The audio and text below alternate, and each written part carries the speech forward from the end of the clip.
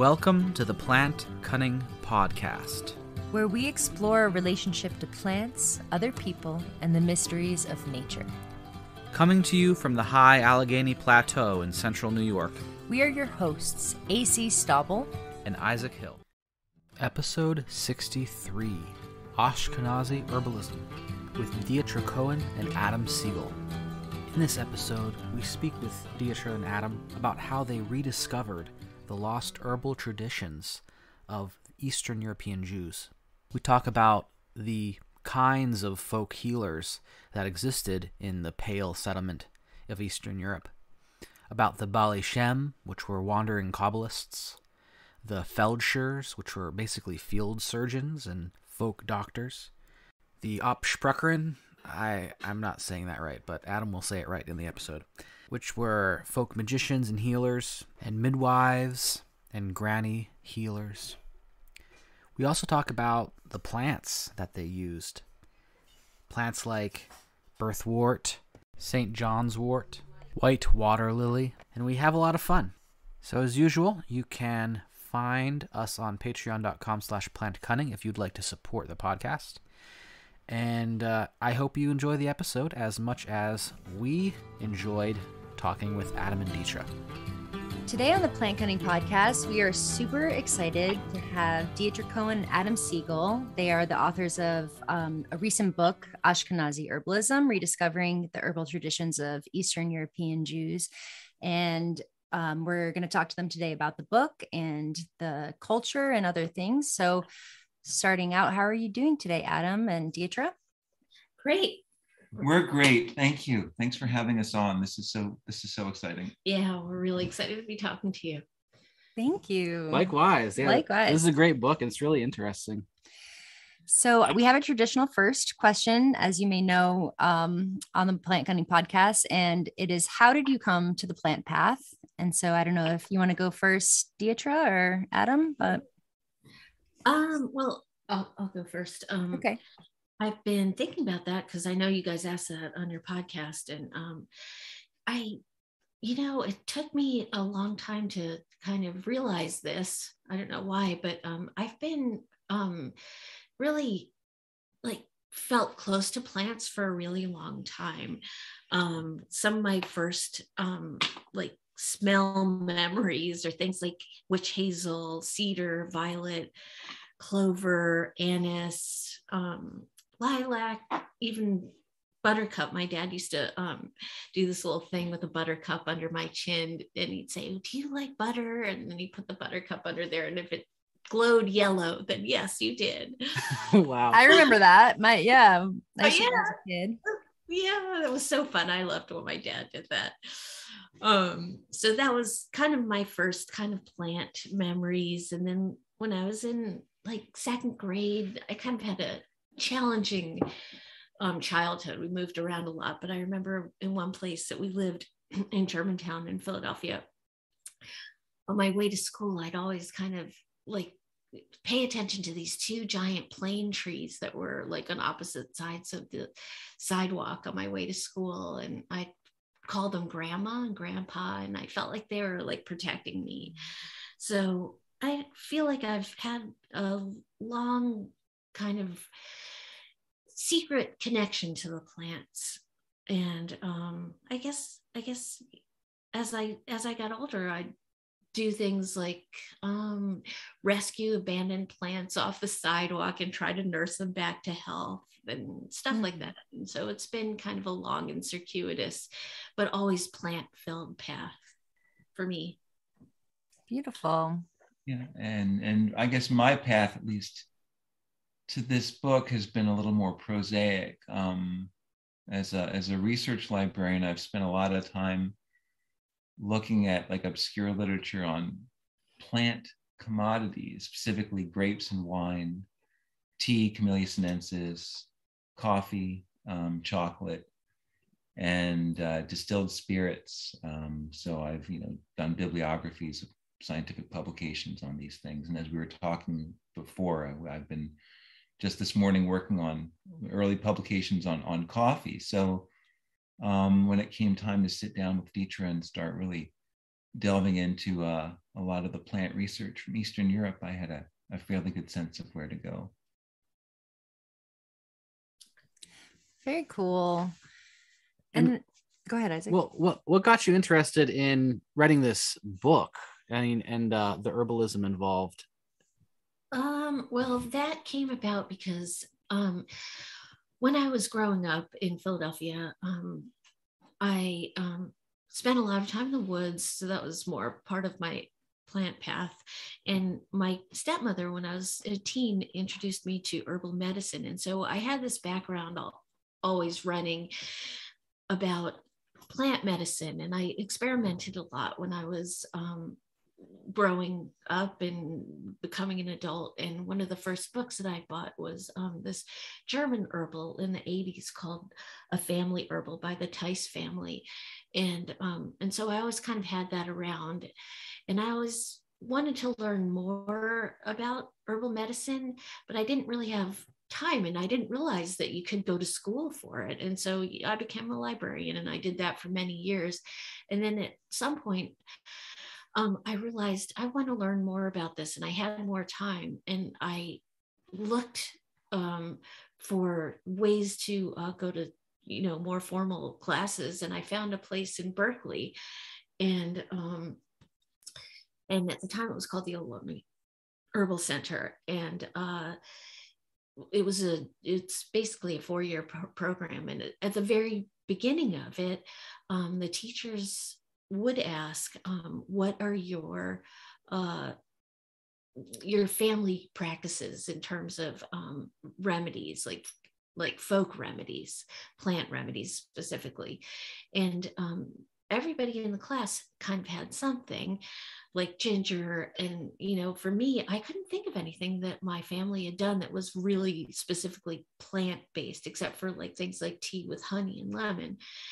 And so that was the impetus for me to start really digging into it, because listening to everybody else in my class, I could not believe that Ashkenazi or Jews of the Eastern Europe or the Pale of Settlement had nothing that was plant-based. It just seemed kind of counterintuitive. Totally. And so, somebody in my class had made this comment, who's also of similar background. She said, well, if we didn't have any plant remedies, then, at least we had chicken soup. So I thought, well, that's funny. And then she said, if we didn't, it was probably because of religious restrictions. And, at this point, I have to say that I wasn't raised religiously, so I had no idea what she was talking about. And again, I couldn't believe that any religious group would not allow their people to heal themselves with the natural world around them. So this was like the beginning of my need to find more. And I was really, being kind of an obsessive researching type librarian, it was it wasn't easy, but it was very, it was a spur for me to keep going. And so the book came out of this just need to find something, that I could sink my teeth into, so to speak. So I ended up writing my final paper on what I found. And then one of the teachers was an ethnobotanist, and she had encouraged me to publish my final paper. And I did that in the Journal of the American Herbalists Guild. And when that came out, I realized, not enough people are going to be able to see this. And I tend to be kind of a shy person, but I kind of forced myself to look into getting it published, because I figured if I was interested in it and other people in my class were interested in it, other people of my background or people interested in, the history of medicine in Eastern Europe would be interested in this. And so that's when I started looking around for a publisher. And I should also say that another one of the spurs for me while I was in school was I started to think of myself as, I'll put this in quotes, an herbal interloper, having to look at other people's written knowledge and their cultural plant medicine. And I didn't want to have to do that, and it didn't feel good to me. And over time, that feeling kind of changed into a different feeling that I can talk about later. But those were some of the things that brought me to writing my paper, and then the article, and that eventually became the book. Yeah, that's so inspiring and cool. You're like, all right, well, there's not really much research about this material, so someone's got to write it, and why not me? Yeah, exactly. Love it. Yeah. I think that's so inspiring. And so I'm also curious on a personal level for you both, what brought you to each other? Well,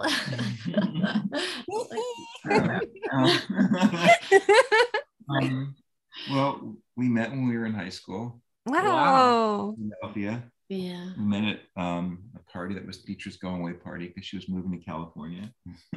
Huh? And then we were pen pals for a long time. Wow. We're all over the place, and eventually got together and have been together for, it's been almost 30 years. We've been married for 20 Crazy. coming up on 28.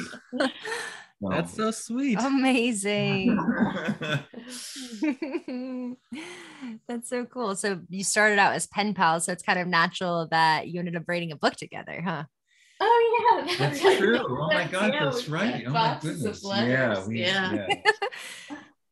Right. So it's all pre-internet. This is like, this is the 80s. Yeah. Well, it's really like thoughtful of you. I didn't think about that. We've been writing together for a long time. Yeah. So, Adam, what was your role in writing the book? I know that you're responsible for all of the herbs in the Materia Medica section, which we'll get into like what the book is about too in a second. But you were able to put these herbs and their common names into multiple languages, right? Yeah, I mean, Deatra, well, we can talk about the selection process, because that's something that people ask a lot. There's 26 plants in the Materia Medica, and Deatra selected each and every one of them. I brought, my own background. I mean, Deatra came into this from studying, from getting trained as a clinical herbalist. And I have a long background in Eastern European languages and cultures. I studied, Yiddish and Russian and German and Polish and all the languages that we needed to sort of do some of the more obscure research. I had training in, Eastern European folklore and folk ways. And okay, perfect. Yeah. So we really complemented each other. Yeah, you're like an all-star team for this book. So this is like one of the first, like, what do they call, like a secondary source? But like a lot of the primary sources were in those languages that, most Americans don't know, right? Yeah. There's we drew on a fair amount of English language stuff. Yeah. But how did you find all of these the sources? Because I know in the book you talk about how hard it was to find any information on the herbal practices of the Pale region.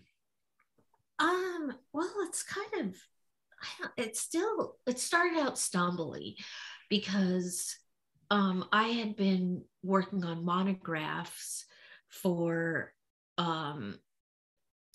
the program that I was in. And so I had been using, just English language stuff that I could find since I couldn't find anything that was specific to Jews that was more modern, because I was looking for things that went up to the Second World War, like things that my grandparents would have known. So, and I was looking in English, and that I decided, since I couldn't find anything on Jews of the Pale, that I would look for other people and who would have lived in communities around my ancestors. And those books, there are 3 books in English right now that were published recently. And one of them is on Poles, one of them is on Russians, and the third one is Ukrainians. And so one of those books turned out to be what Adam and I call the hidden herbal. And that would be the Ukrainian book. And that was the bumbling mistake kind of that I made, or it's not a mistake, it's more the discovery that I made, because it's a book that's it's really as a librarian, it looks like something that any public library would have tossed, in a weeding project, because it's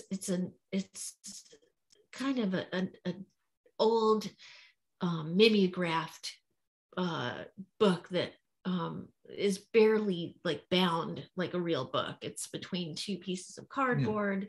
It's literally mimeographed. It's part of a series. It's number 21 in that series. And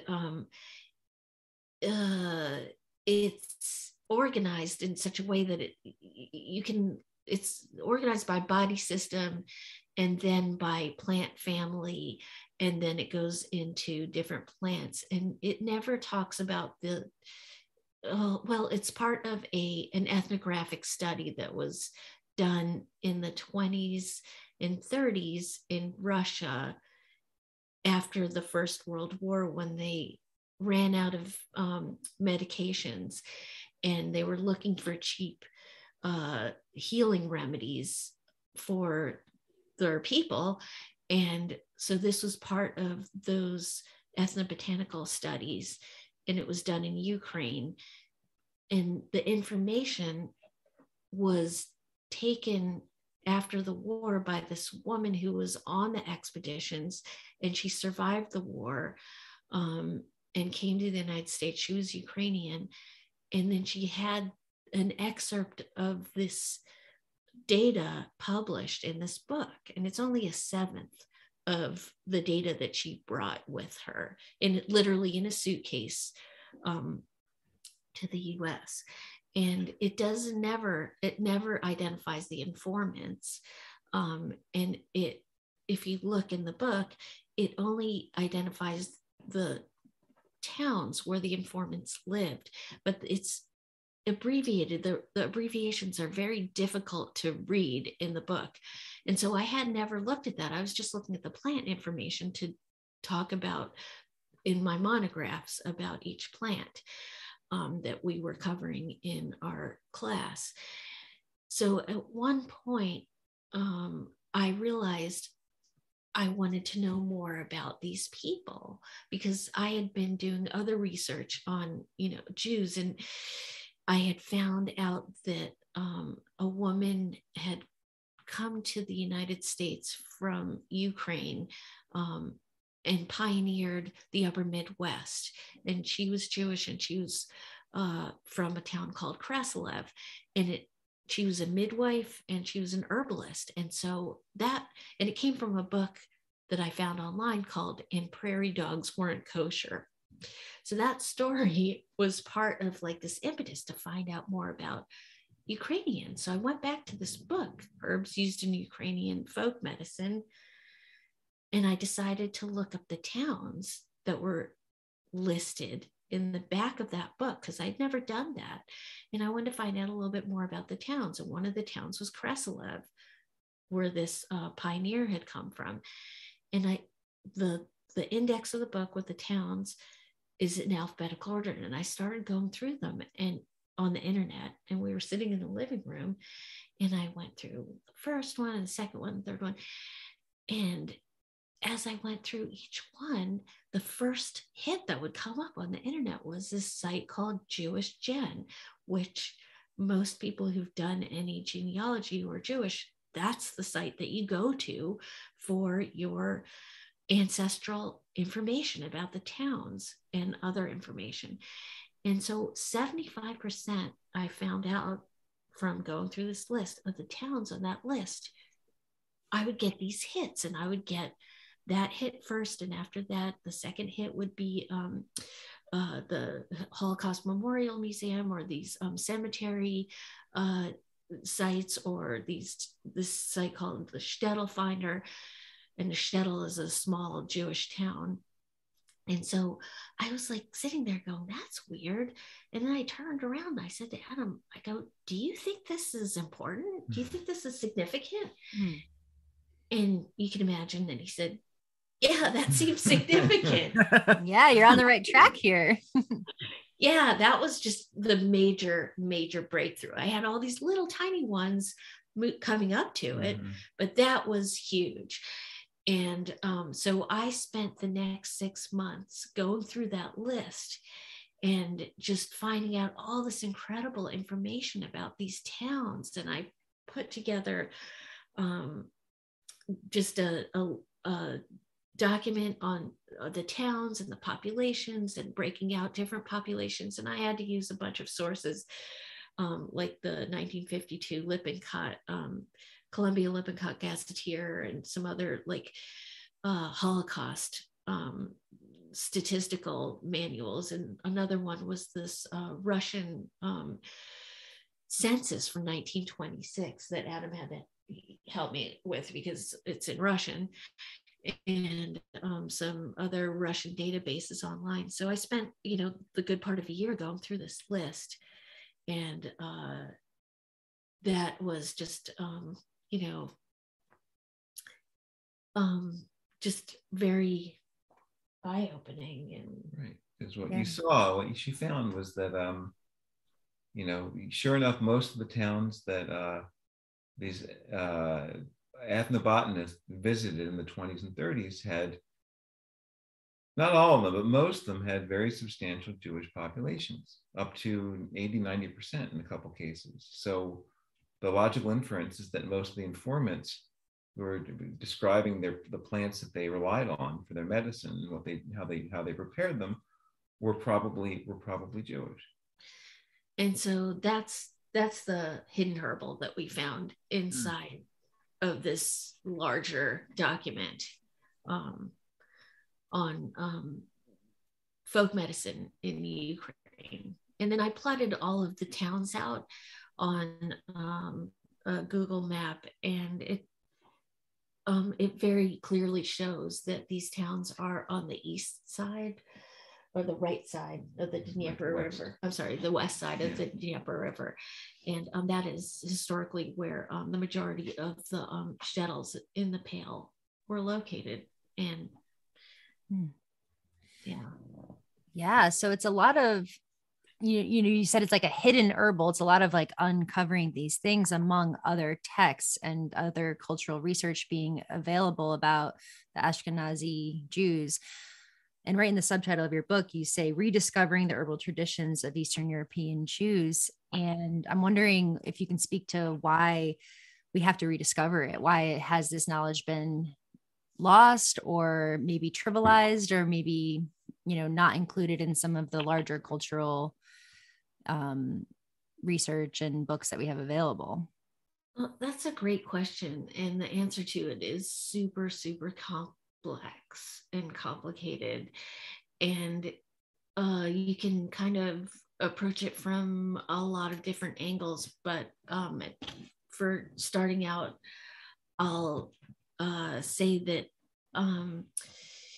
the folk healers in the Pale, the ones who relied on the plants and passed their knowledge mostly through talking orally,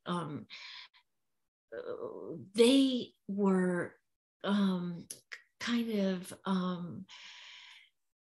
victimized, I would say, from starting in the Enlightenment period, because the Enlightenment was all about getting rid of superstition and making everything very scientific, and a lot of other things. But it translated for folk healers in the Pale in terms of kind of ridding communities of these older traditions.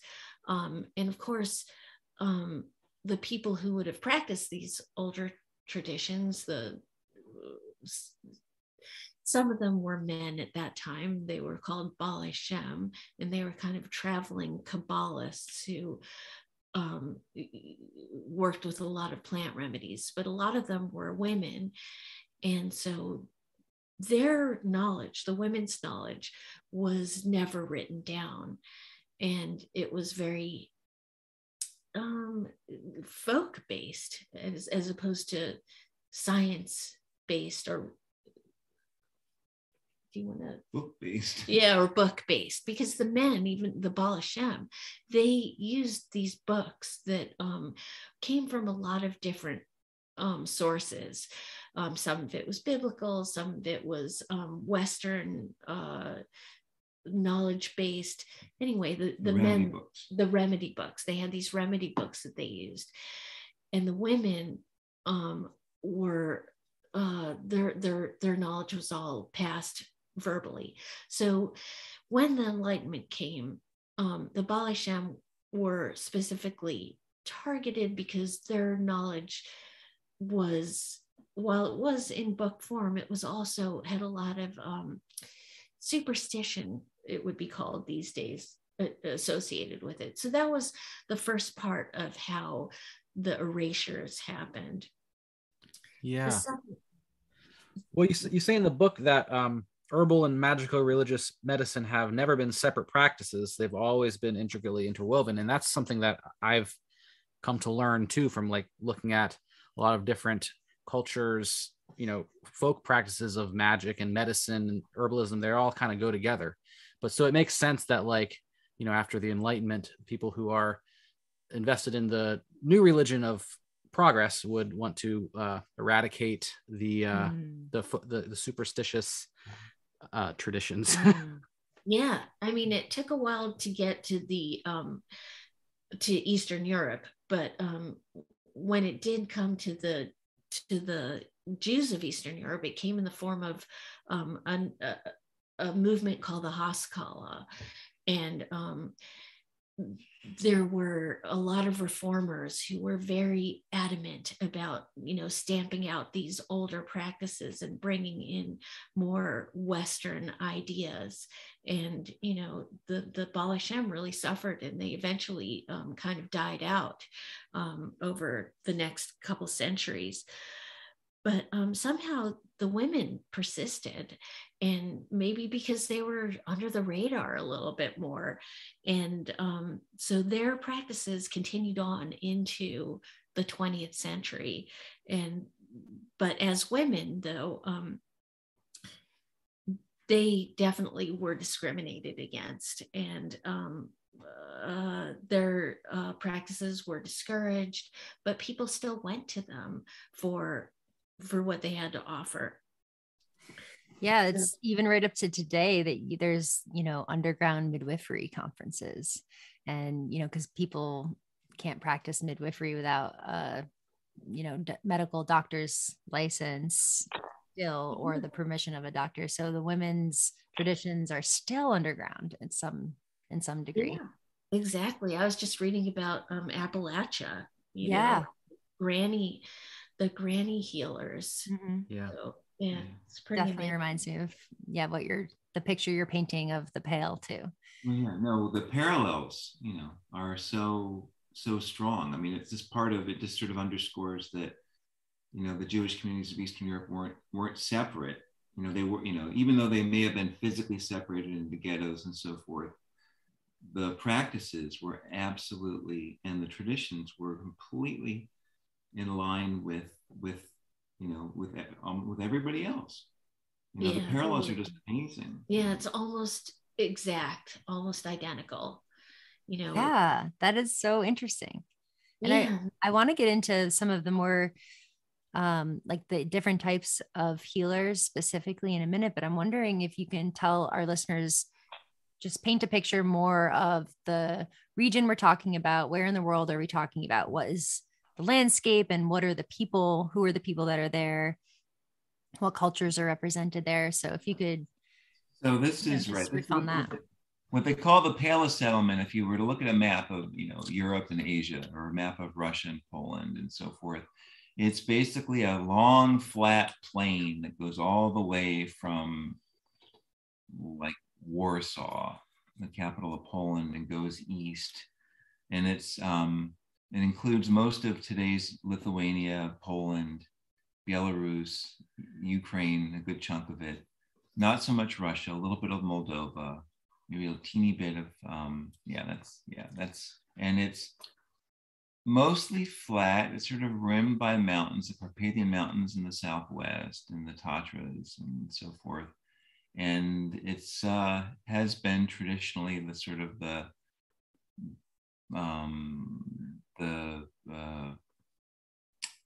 it's sort of like the cradle of of the Slavs of Russia, around Kiev and Rus and so forth, going back 1,000 years. So it's always been a region where there have been a lot of different ethnic groups living in close contact. Up until the Holocaust, certainly there were millions of Jews that lived there alongside Ukrainians and Poles and Romanians and Roma and Russians and Hungarians and so forth. Even Germans. And even Germans, a lot of Germans too. And so it was a real ethnic melange for many, many centuries.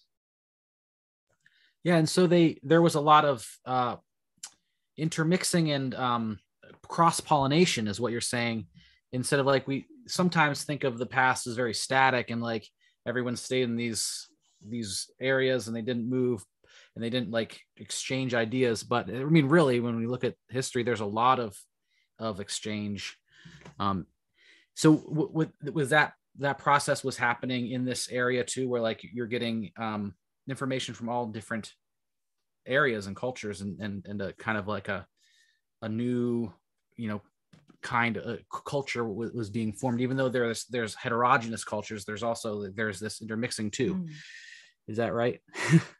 Yeah, I'd say so.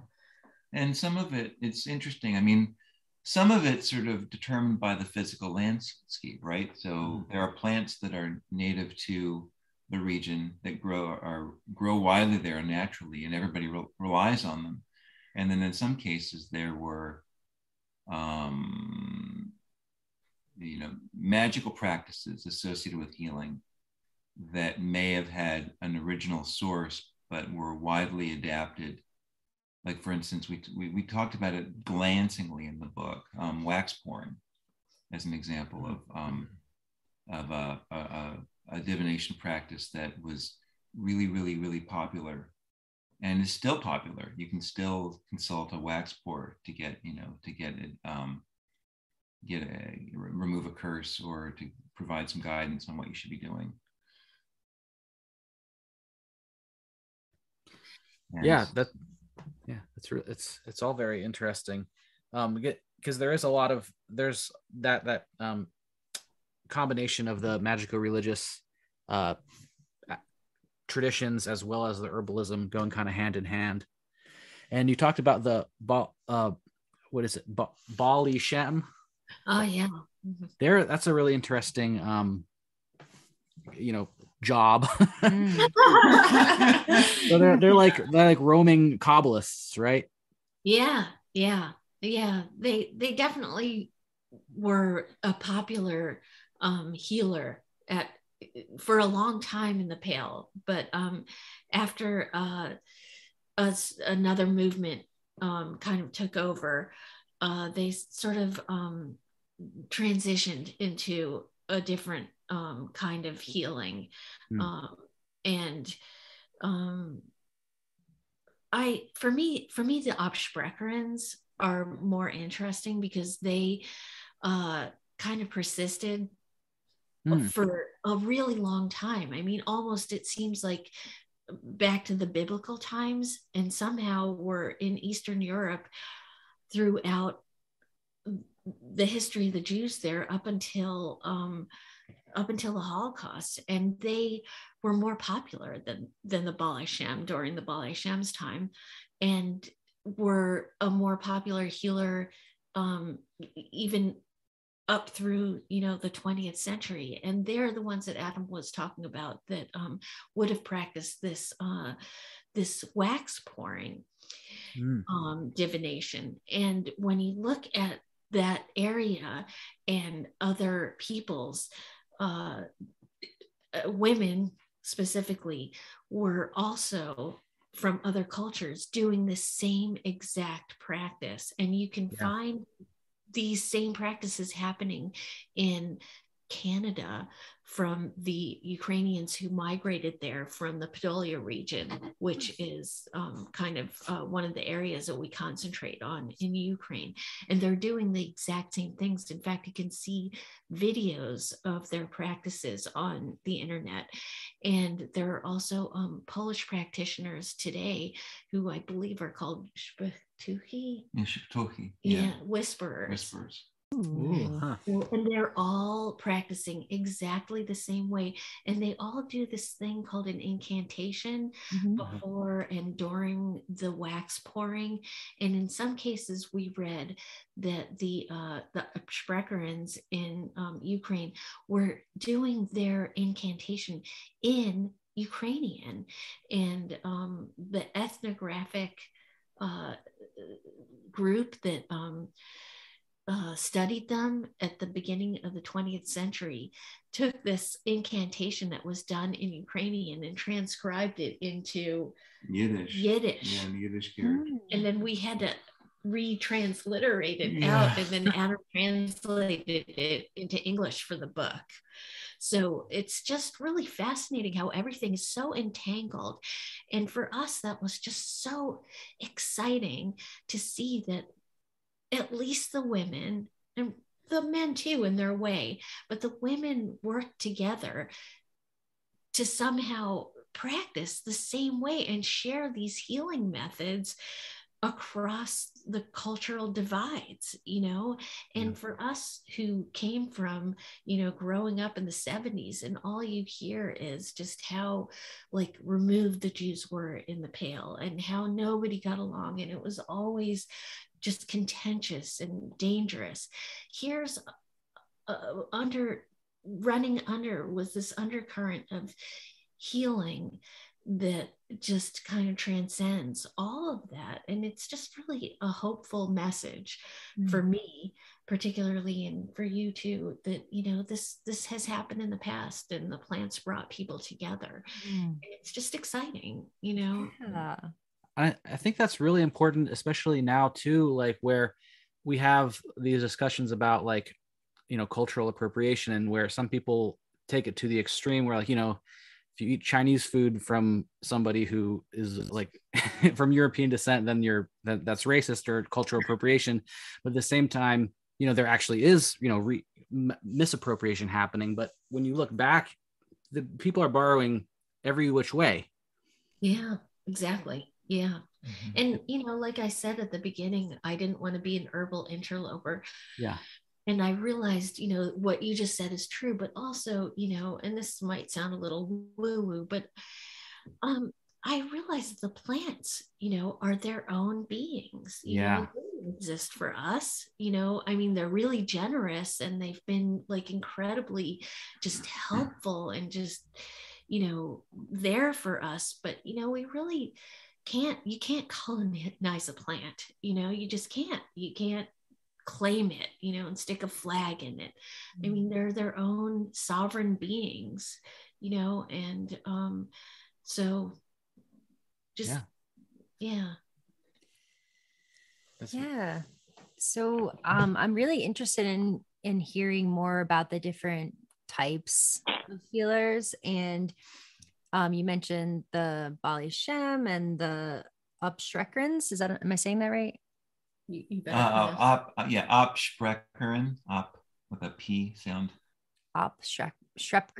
No, there's two P's, one after the other. Absprecherin. I know, it's a mouthful. Speak. Exactly. Yeah, Absprecher. It literally means exorcist, to speak away, to wave something off by saying it away. Absprechen. Oh, Nice. wow. So they were both more religious and kind of more of a shaman vibe, as far as what I can tell. And then there's different types of healers. There's the Jewish Feldshers, that were literally, the translation is field shearer. And so they had more of a role of barber as well as like paramedic vibes. Yep. Mm-hmm. Yep. Yeah, they had some training with, they started out very early on as both barbers, although the barbers would have been the non-Jewish Mm-hmm. Felcher or Cyrillic, and then the you want to help me out here with the Felcher history? They basically it was battlefield paramedics. That's the origin of the Felcher, and they were and are still really important in Russian medical care because of the huge distances, the number of people live in really small communities where, it may be impossible to attract or afford to support, a trained physician. So the Felcher really served as the de facto sort of, certified medical, particularly once they started certifying them in the 19th century, they would sort of serve that role. Yeah, but before they were professionally trained in institutes that kind of sprung up in the 1800s, they had been working from these remedy books that the Baal Shem had also used. So these things had been passed down from one family to the next, and they were published usually in Poland and disseminated throughout the Pale. So there were a lot of different remedy books, and the Felchers relied on those a lot. And the remedy books had a lot of plant knowledge in them. And Felchers, and a lot of the Felchers were Jewish because they were restricted from pursuing, if you wanted to be a medical practitioner and you were Jewish, you might not be allowed to go to medical school. You weren't allowed to go to St. Petersburg or Moscow to study medicine, but you could become a Felcher, particularly if you went back to your, state in the Pale. So, and they kind of specialized in everyday healing, colds and flus and things like that, as well as like wound care and surgery and that kind of stuff as well. Yeah, they would bleed you. They would cut things off you. They did cupping. Yes. Oh, yeah. Yeah, which who knew that in the Pale, cupping was a big thing. And in fact, my mom told me that my grandfather had a set of cups because he had lung issues, and the cupping was used for respiratory ailments. And that's another interesting kind of east to west cross-cultural thing. Yeah. Yeah, because when you think about cupping, you think about traditional Chinese medicine, but there it was in the Pale, and probably had come over the Silk Road at some point. So cool. And then in addition to the Felchers, there is pharmacists and early Jewish physicians. And so do you want to speak to a little bit about what the pharmacists' role in the community were? Like, were they helping people in a healing sense, or were they just providing the medicine? Probably both. That's another complicated question, because in a lot of times, in a lot of areas, it was illegal for Jews to have a pharmacy. But I think in the book we mentioned there were ways of kind of workarounds, for that. And so people would travel to different areas to go to Jewish pharmacies, or they would do things kind of under the table, and they would make their own recipes and prescriptions and sell those. So it was kind of just all different varieties of pharmacies. And earlier on, in the earliest pharmacies, these were places where different healers could come together and talk about their different forms of healing. So the pharmacy kind of served a lot of different purposes, and was run in a lot of different ways over time and space. Yeah. And so then there was the early Jewish physicians that I wanted to just touch on briefly. as well. So they were more like a doctor that would go and do like house calls. And were they mostly men? They were mostly men. They would have to leave. The earliest Jewish physicians, they had to go to places like Padua in Italy to learn the medical knowledge at that time. And when they would come back, if they came back to the towns that they had originally come from, they would be the physician to the upper classes. And some of them were even physicians to sultans, to other ruling elites. And so they didn't really interact with the day-to-day people at the earliest times. Right. And so then that brings us to the women healers, really, who were there for their local communities from birth throughout their life as general well-being, right to death. Exactly. Yeah. Mm-hmm. So you have the midwives and the wet nurses who were, focused around births. Mm-hmm. Tell us a little bit about their role and what, maybe practices or plants or something, things that stood out in your research. Well, it's hard to reconstruct all of this, and especially over, that long a period of time. But from my understanding, I would say that the Absprecherin could function as a midwife or any number of these needed healings. And so midwives practiced not necessarily as somebody you would think of today. They incorporated all kinds of things besides plant medicine, things like magic. One of the practices that I think of right now is like when somebody was giving birth, they would open up all the windows and all the doors, and in a kind of symbolic way of just opening up the womb and opening up a woman to get ready to give birth. And it's interesting, just recently I was reading that practice of opening all the doors and the windows wasn't just specific to Jews. I mean, I've been reading about it in Appalachia too, which is kind of fascinating.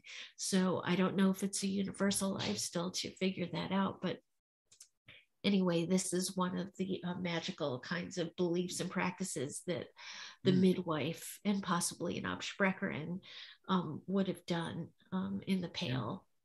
Say something about grannies and bobbas. Oh, the bobbas? Yeah. Because when you talk about a midwife, I mean, the term that gets used is not midwife. In Yiddish and in Russian, they would distinguish between, and Ukrainian, they distinguish between a trained midwife, right, an akusherke, an akusheritsa, somebody who actually been to school to study midwifery, and then versus a babushka. Exactly, in Yiddish, the bobet. Mm-hmm. The granny. It just means granny, and a boba is a boba is a boba, and a boba could be a midwife, a wet nurse, an absprecher, and bobas were just healers, like older, and so the roles were kind of fluid. Boba could do all kinds of stuff. Yeah, they were often an older woman. You kind of think of them as postmenopausal. I'm not sure. We're not sure that that's the case, but yeah, often a grandmother of grandmother age. More mature woman was the bobe. And it seems like they're the granny vibe in the sense of how much they care for the children that they're delivering to, like we now pay for a midwife, they do their thing, and then maybe there's a couple follow-up visits, but it's not like they're coming to your kids' birthday parties every year and they're like, I don't know, there's just a different thing than what you described about these. Yeah, what we found is that, these bobas that delivered their babies, they were in their lives from the very beginnings until sometimes the Bubba's death. And when that happened, all the kids that had been born, with help from this book, I would light a candle, and they would do a procession through the town in her honor. And so, according to one of the recollections, this was something that you would never forget, because you would see this parade at night of candles going through the town, hundreds. Yeah, pretty amazing. So powerful. Yeah.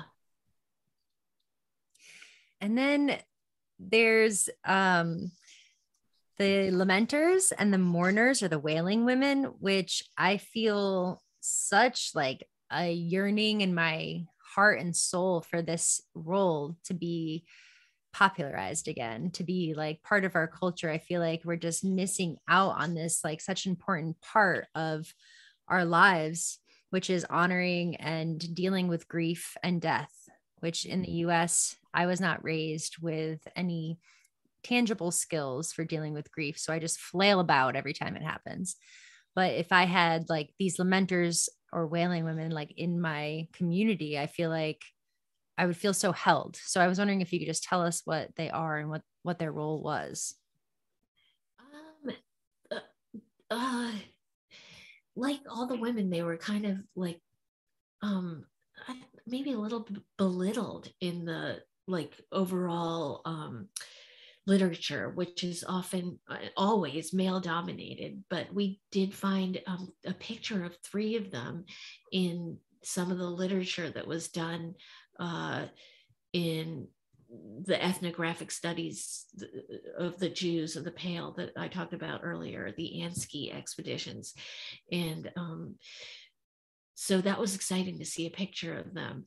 And they were just there at a funeral, you know, just kind of channeling all the feelings and the grief that would come through the people who were there to honor this person's life. And one of the quotes that I found was that they could make even the most cynical man cry with these songs that they would just kind of make up as they went along. It was just, you know, telling the story of the person's life and incorporating probably biblical verse. And they just would do this swelling, just song in honor of this person. And it just sounds incredible. And I don't believe that the expeditions got recordings of them, even though they had meant to. And the closest that I could come to finding anything on this were these Karelian singers from Finland, and then the singers in Italy. So the tradition of a woman singing in this way goes back to, I believe, possibly the Greeks. Which is probably prehistoric. Yeah. It seems to be universal. Yeah, it's a universal prehistoric way of honoring, you know, a momentous occasion like a death, or, you know, a victory or a defeat, or yeah. I know that there's a contemporary magician, Jake Stratton Kent, who writes about Goetia, and he traces that term to the ancient Greek Goetes, who were basically wailers and mourners, and also spoke to the dead. So Yeah, kind of interesting, like that long ago. It was at least a Mediterranean practice. But yeah, I mean, it makes sense to have a way to mourn collectively, you know, loss. Yeah, right. We do need that, you know, we really do, just kind of feel that like unity, you know, and song can do that, you know, kind of really gets to you at your heart level. Yeah, for sure. Yeah, I just think it would be really cool if today families who are in the process of losing a loved one or lost a loved one could call upon these like professional mourners who will come and hold space, and they'll sing, you know, these heartfelt songs, and just get everybody in the community to like give them the space to cry and to feel and to be moved. You know, it just seems like such a valuable tool.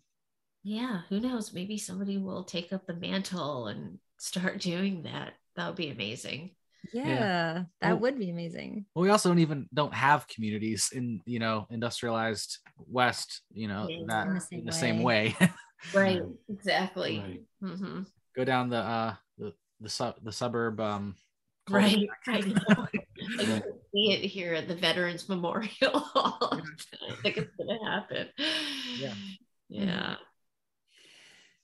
Is there anything, any other role that the women healers of the Pale had that we didn't touch on that we should?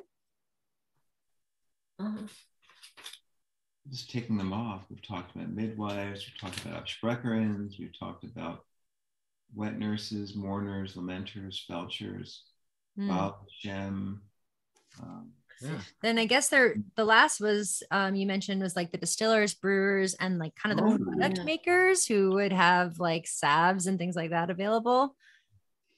Yeah, that's something that again we're trying to write a blog post about that right now to put up on our Instagram. Yeah, that's distilled. There are three alcoholic zones, that go throughout Eurasia. The Mediterranean has wine, because grapes grow there. And then above that, you can brew beer because you can grow hops and barley and malt. And above that, it's too cold for that sort of thing. So you have to distill spirits, usually from fermented, rye or potatoes.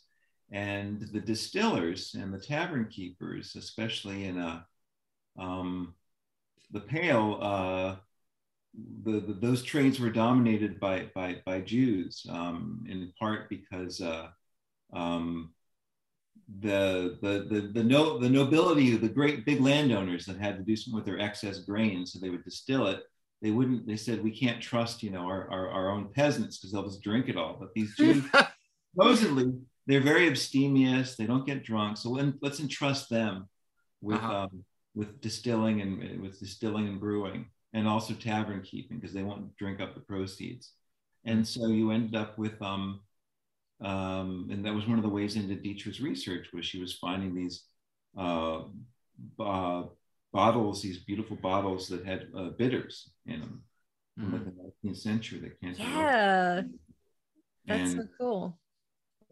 Yeah. So these bitters bottles were showing up on these sites that collect bottles of liqueur from the 19th century and earlier. And one of the bottles that I found by accident was this bottle by a family called the Kantorowicz family, who were from a Polish town, and they were so successful with their bitters that included things like gentian and calamus and anise and a whole range of herbs and fruits, that they were so successful that they ended up opening factories in Germany. And so this was another area that I found was kind of need more exploration as far as like medicinal herbs, because today I think we think about bitters as like an additive to a cocktail, but bitters, as you probably know, AC, is a very medicinal product that people take before eating to help digestion and the salivation process. And so that was really another exciting find, and we're doing a little more exploration in that area now.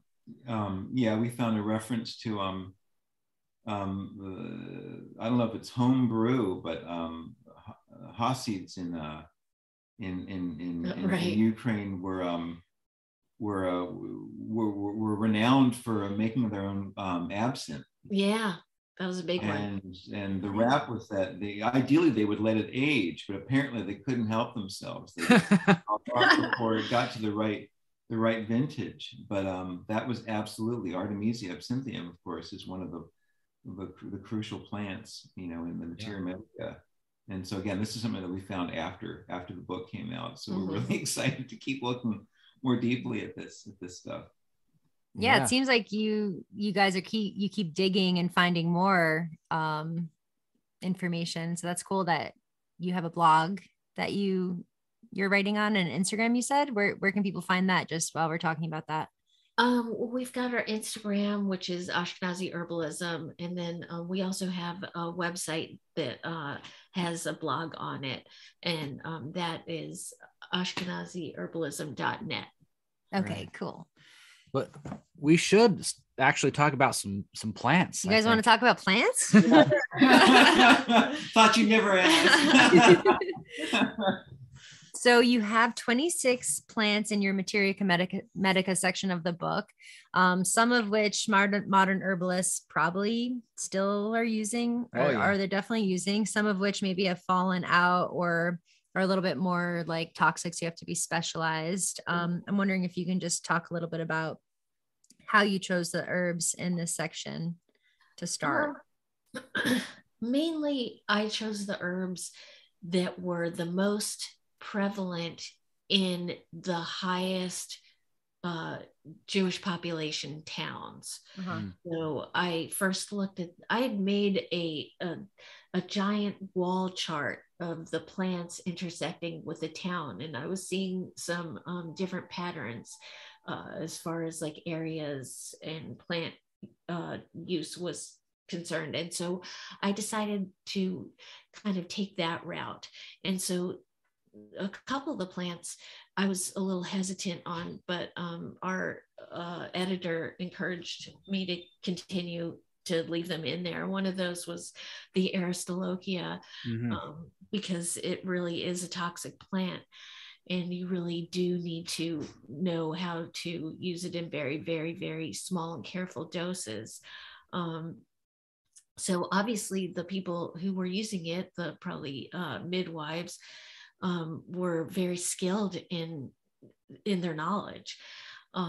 So I put that plant in there because it was something that seemed important to the people in the towns with the highest Jewish populations.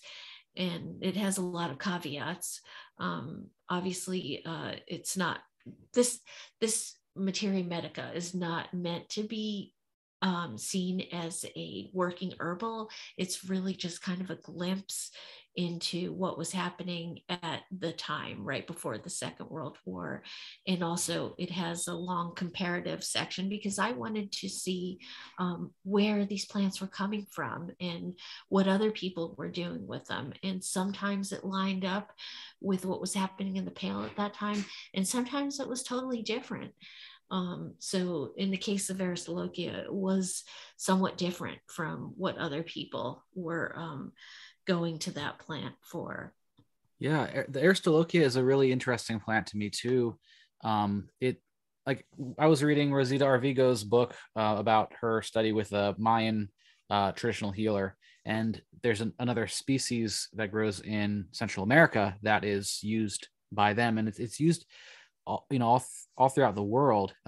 In the Americas, there's an Aristolochia that is used for like snake bite, and in the Middle East, like some of the like astrological magic texts, they use Aristolochia juice for a specific astrological talisman.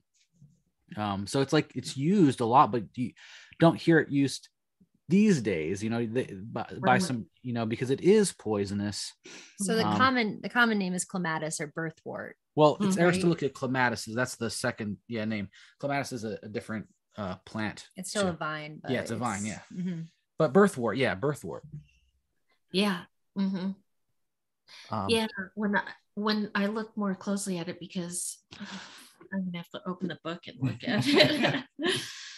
Looking at things more historically, like one of our sources, which was Tobias Ha Cohen, he was talking about the Aristolochia lunga and the Aristolochia rotunda, and his area where it was mentioned in his documentation was for the birthing process, but in the Pale, it was what was reported in the Ukrainian book was really different. It was more in line with German healing, and it seems more topical, like for non-bleeding hemorrhoids. And thank you. And yeah, it's basically a different species than the Cohen plant. But again, it was more seemed to be associated with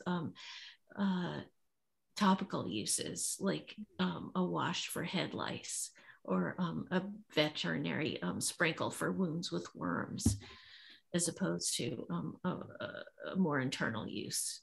Well, that makes sense for a poisonous plant, right? Yeah, exactly. Yeah. Mm-hmm. Yeah, you want something that has some kick to it if you're, Yeah, right.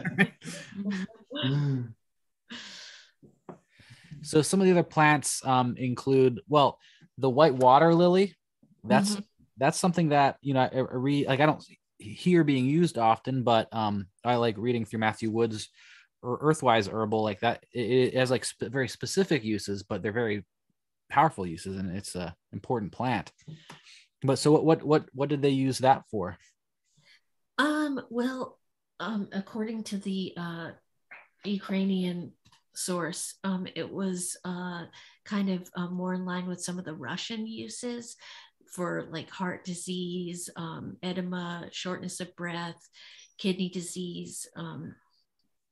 Midwives seem to be using it for heavy menstrual flow and to stop a heavy menstrual flow. It was also applied for stomach catarrhs, dysentery. Let's see, what do I have here? I've written some notes down. Rheumatisms and burns. And I also read in Russia, it was used for suppressing sexual desires. Huh. So yeah, that's interesting. Yeah.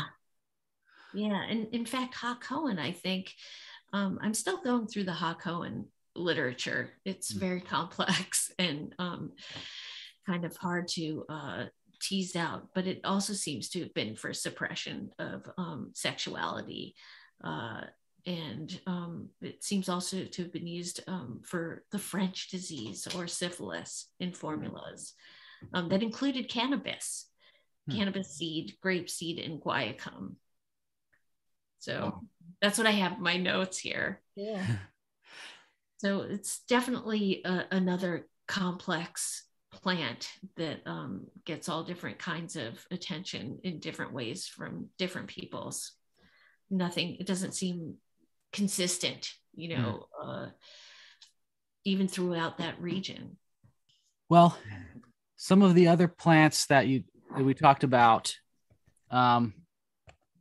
St. John's. St. John's wort. Yeah, that's another common one that we use today often. But it kind of also has like the magical religious aspect of having the ability to repel evil spirits. Yeah, solar power. Yeah. So it's always, and from literally demon protection is what the Yiddish name you say in the book is. Mm-hmm. Yeah.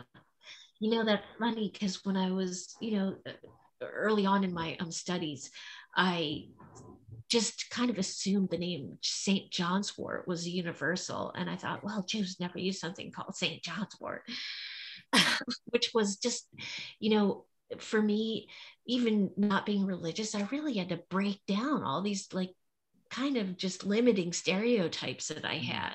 Mm-hmm. And that was probably one of the first ones. Because there's another reference that I used for finding some of the words that were used for these plants. And it's Schechter's, it's called Plant Names in Yiddish, and it's available through Yivo, which is online, YIVO. So if anybody's interested in looking at that book, that's a really interesting book because it gives all these plant names, hundreds of plant names in Yiddish. And St. John's wort, or Hypericum perforatum, is in Yiddish known as Shedem Sheets, which means literally protects from demons. And so when you look at the book, the herbs used in Ukrainian folk medicine, the most important plant was Hypericum perforatum, St. John's wort. And so the way that it's reported in that book is she tells a little story about that plant and about her father who had had some stomach problems, and he tried for years to get rid of them and he couldn't. And so he eventually went to, quote, the village quack, who yes, the village quack, quote, unquote. unquote, Who's going to heal you? Right, exactly. I guess he was desperate at that point with these digestion problems. And he went to this person because, you know, what did he have to lose at that point? Who told him to take St. John's wort. And this is the plant that healed him.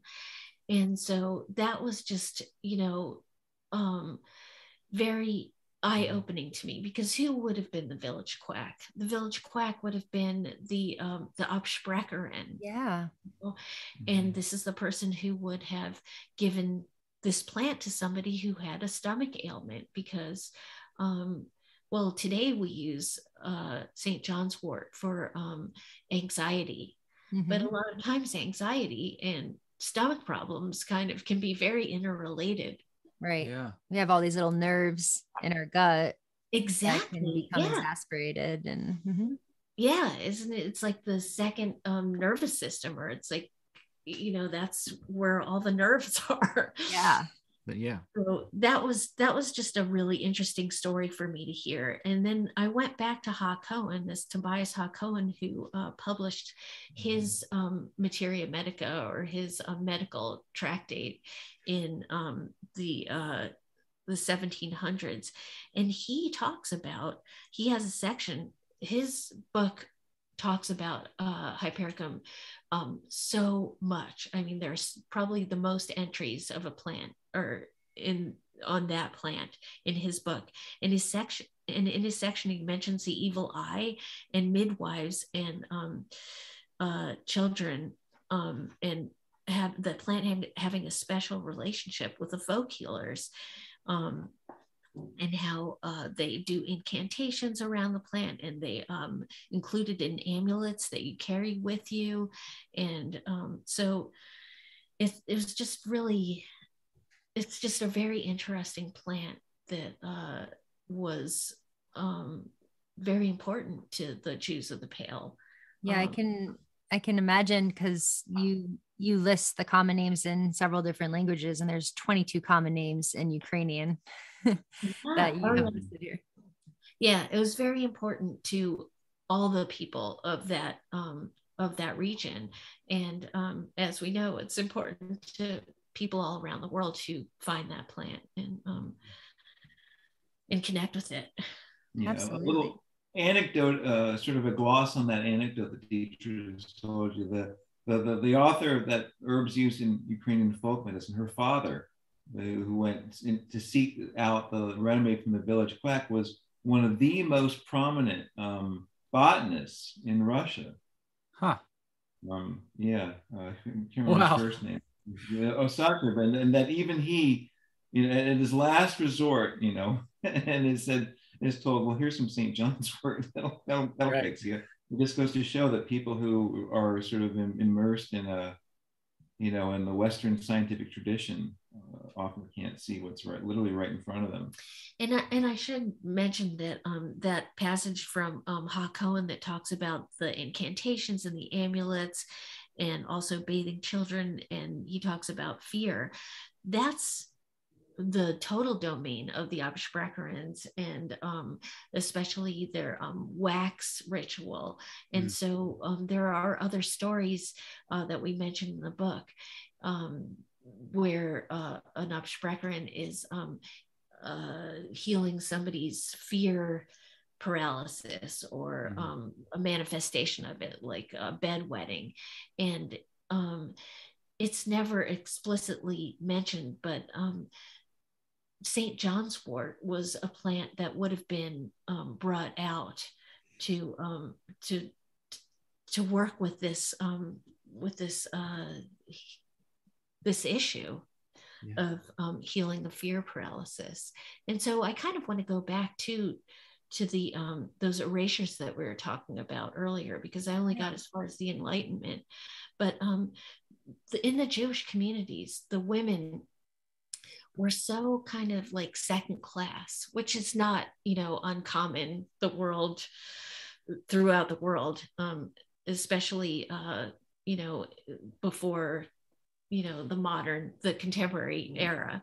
But so their practices were never recorded. So these instances of seeing the wax pouring in, by an Absprecherin is very rare. You don't really see that in the literature. You really have to hunt and dig for it. So that was like another erasure.